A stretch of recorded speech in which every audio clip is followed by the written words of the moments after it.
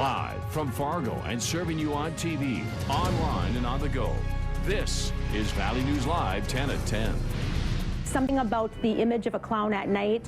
It doesn't matter what your age is, everybody has a little bit of a fear of clowns. Expect the creepy clown sighting trend to continue, even right here in the Valley. Real or just a sick joke? Around the country, clowns have been scaring people, in some cases committing crimes and threatening people online. The fear of the mask and costume has reached a point where there are now clown trackers. You can report where you saw a clown and alert others. Valley News Team's crime and safety reporter Nicole Johnson has our story. No way. Dude, get out of here. Back up. Kind of eggs people on to go do it. Every day there are more pictures, more videos, and more news stories about people in clown costumes. As if being a clown wasn't scary enough before, now it's like escalated, or anybody who had a clown fear before is probably having anxiety attacks every day thinking they're going to run into one. NDSU student Dane Hogaboom tweeted this picture. It's been floating around on the internet. Allegedly, it's taken at a parking lot on campus, but a lot of people are saying it's fake. I don't think there's any reason to be scared for clowns. I mean, it's kind of like if somebody's really out to hurt you, I don't think they're going to dress up in bright colors and announce it, you know. Hogaboom says the trend has gone further than it should have. Now there are Twitter accounts where you can report clown sightings. People using the hashtag Stay safe. Someone even created this with Google Maps, showing confirmed clown sightings, threats, or crimes.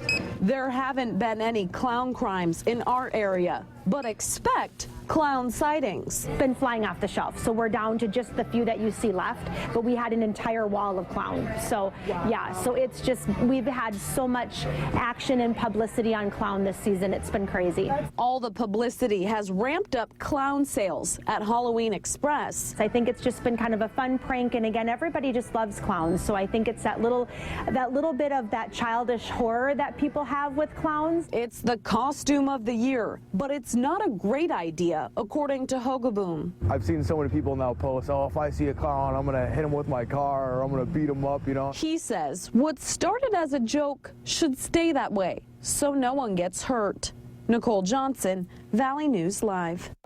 Fargo police recently posted on their Facebook page that dressing up as a creepy clown before Halloween is just not a good idea. Police in the Twin Cities have already warned that clown threats online will be taken seriously. In fact, they're investigating multiple social media accounts. Federal agents stormed the Texas offices of Backpage.com, arresting the CEO in the process. A warrant was out for his arrest after the state of California charged him with pimping a minor.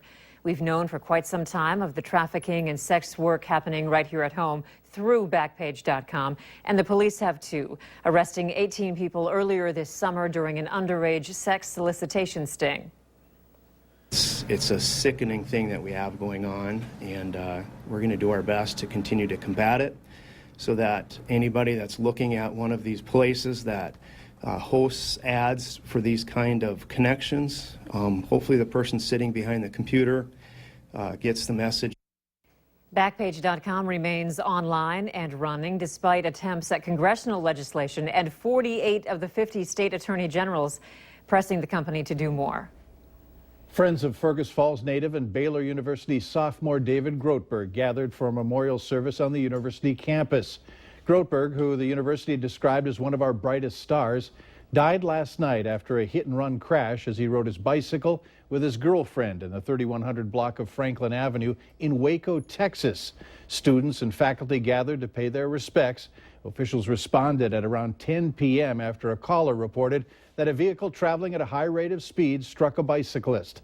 The vehicle never stopped and fled the scene. Paramedics and firefighters tried unsuccessfully to revive Groteberg, who was pronounced dead at a nearby medical facility.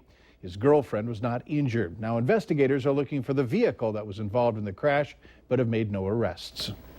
Fargo police are actively investigating a string of strip mall burglaries in our area. The burglars cut through the walls, broke into safes, and took the security systems with them when leaving multiple Papa Murphy's locations. Valley News Team's Natalie Parsons spoke with neighboring businesses and joins us live with much more. Natalie?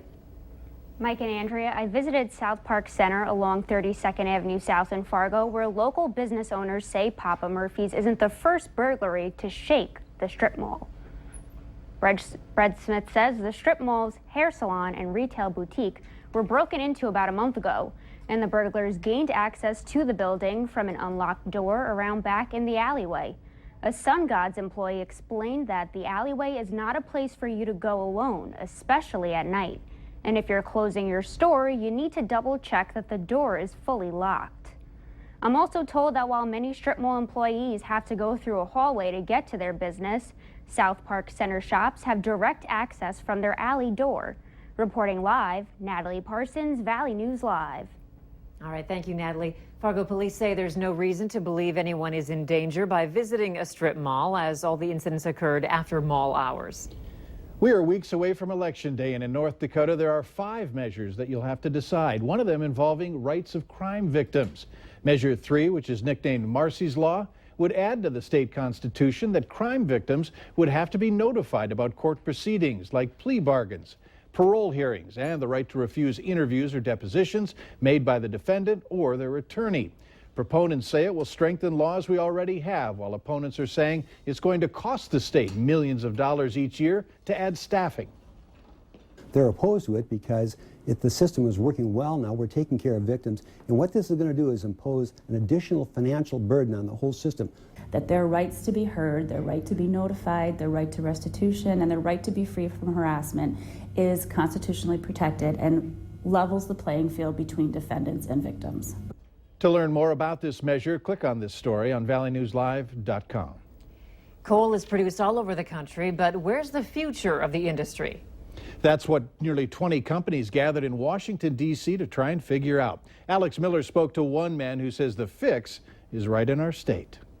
It's how we're known across the U.S. We're a big oil producer, we're a big coal producer. And now University of North Dakota's John Harju has come to Washington to let the politicians know the future of coal is with his school. Managing carbon with yesterday's technology is very cost prohibitive.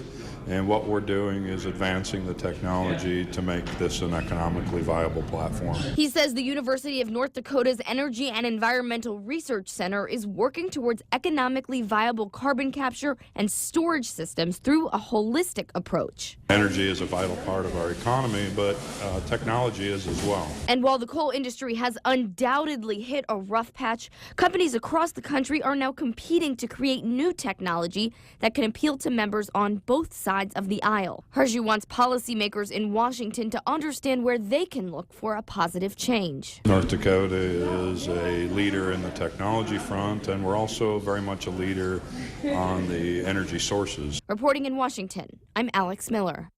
Experts say as long as technology keeps up, the future of the coal industry looks bright. We have a few channel moves to tell you about. Last night, Cable 1 made the switch. KXJB has moved from Channel 4, or 1004, to Channel 9, or 1009. KRDK will be added to Channel 4, or 1004. Customers with DVR or TiVo recordings will want to make sure that channel numbers are correct. Also, guide information may not be available until October 14th.